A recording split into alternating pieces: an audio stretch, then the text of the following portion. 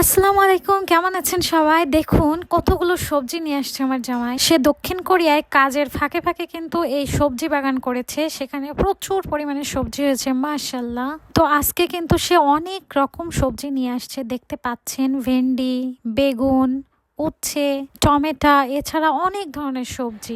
কাজের ফাঁকে ফাঁকে কিন্তু এই যে সবজির বাগান করা, এটা অনেক বড় একটা চ্যালেঞ্জ।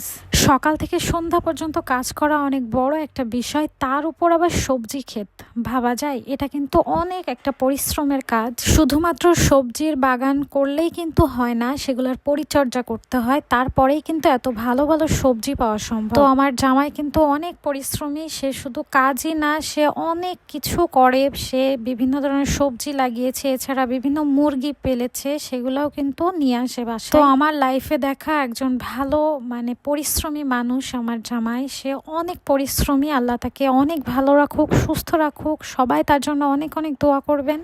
আজকে অনেক রকম সবজি নিয়ে আসছে, তো আমরা এই সবজিগুলো কিন্তু আমাদের অনেক মাস পর্যন্ত যাবে। আমি সব কেটে ডিপে রাখি, আবার নর্মালে রাখি, আর যেগুলো তাজা সেগুলো দ্রুত করে খেয়ে ফেলি। দক্ষিণ কোরিয়ায় মাছ মাংসের থেকে সবজির দামটা একটু বেশি, তবে আল্লাহর অশেষ রহমতে আমি দক্ষিণ কোরিয়ায় আসার পর থেকে আজও পর্যন্ত আমাদের সবজি কেনা লাগে নাই। এতগুলো সবজি একসাথে দেখে আমার অনেক ভালো লেগেছে। আপনাদের কার কাছে কেমন লেগেছে অবশ্যই কমেন্ট করে জানাবেন। ধন্যবাদ সবাইকে।